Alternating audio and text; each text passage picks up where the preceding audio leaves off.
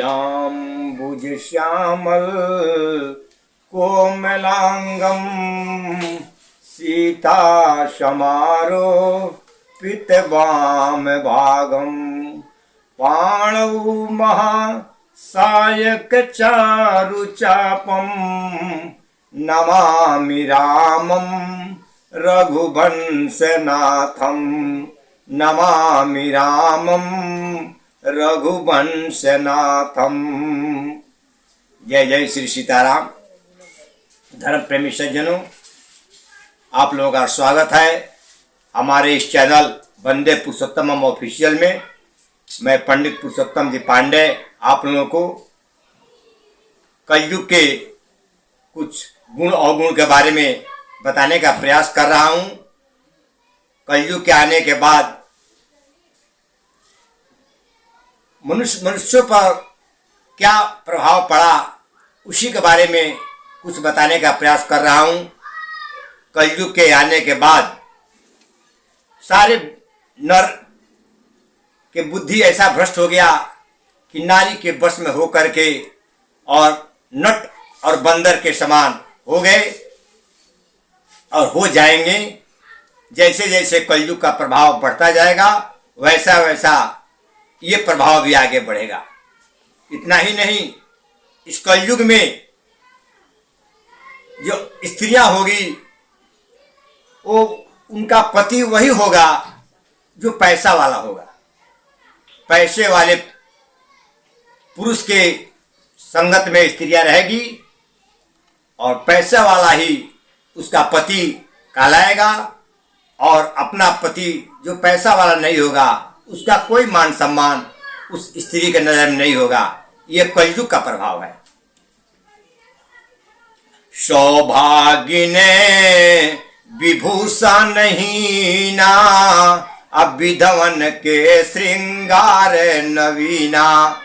बंधुओं, इस कलयुग में ऐसा होगा जब कलयुग का प्रभाव ज्यादा बढ़ता जाएगा। अभी भी बढ़ ही रहा है, लेकिन जैसे जैसे वो बढ़ेगा तो हमारे गोस्वामी तुलसीदास जी कहते हैं कि सौभागिने विभूषण हीना अब विधवन के श्रृंगार नवीना। सौभाग्यवती स्त्रियां के पास कोई गहना नहीं रहेगा तो भी ठीक, नहीं रहेगा तो भी ठीक, उनको कोई मतलब नहीं है। उनको एक चीज की सिंदूर से मतलब है, क्योंकि वो सौभाग्यवती है, उनका सुहाग बना रहे उनके लिए वही ज्यादा है।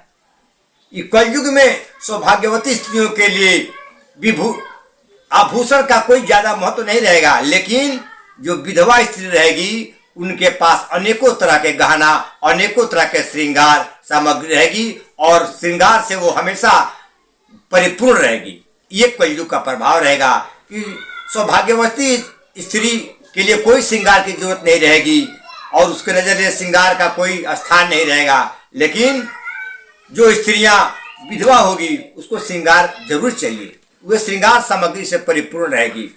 इतना ही गुरु और शिष्य का जो संबंध रहेगा वो अंधा और बहरा का संबंध रहेगा। जिस तरह एक अंधा हो और एक बहरा हो, उसको दिखाई नहीं पड़ता है, उसको सुनाई नहीं पड़ता है, यही संबंध गुरु शिष्य बधिर अंध कर लेखा एक नहीं सुने एक नहीं देखा। और गुरु कैसे होंगे? तो हरे शिष्य धन है सो कन हरई असो गुरु घोर नरक मोह परई। भले वो गुरु घोर नरक में जाएंगे, नरकगामी होंगे, लेकिन वो गुरु का स्वभाव नहीं बदलेगा। वो शिष्य के धन को हरण करेंगे। शिष्य का जो शोक होगा, शोक को नहीं हरण करेंगे, धन को हरण करेंगे। जबकि गुरु शब्द का अर्थ होता है गु और रू।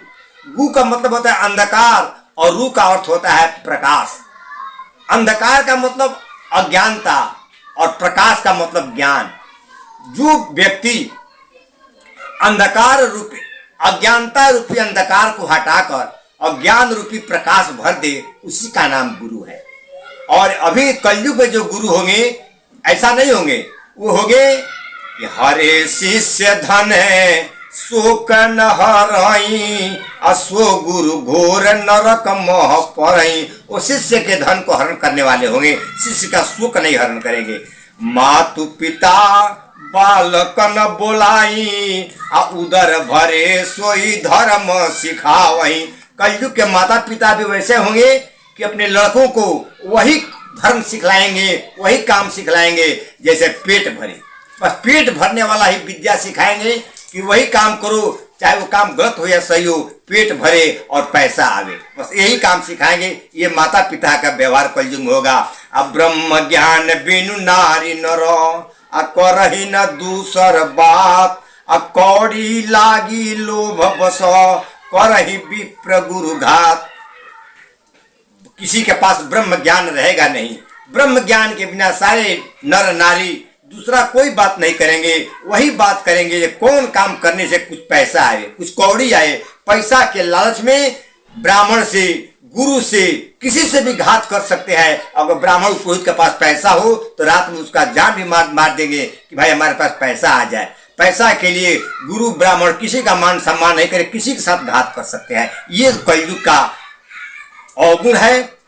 बंधुओं, इन्हीं शब्दों के साथ आज का मैं अपने प्रवचन यहीं पर रख रहा हूं और आगे मैं प्रयास करूंगा कि कलयुग के ऊपर, कलयुग में जो गुण है उस गुण को आप लोगों के सामने लाऊं। ऐसा नहीं है कि कलयुग में सिर्फ अवगुण ही है, गुण भी है, लेकिन गुण की संख्या कम है, लेकिन बहुत उत्तम गुण है। मैं प्रयास करूंगा कि अगले वीडियो में कलयुग का जो गुण है वो आप लोगों के सामने रखूं।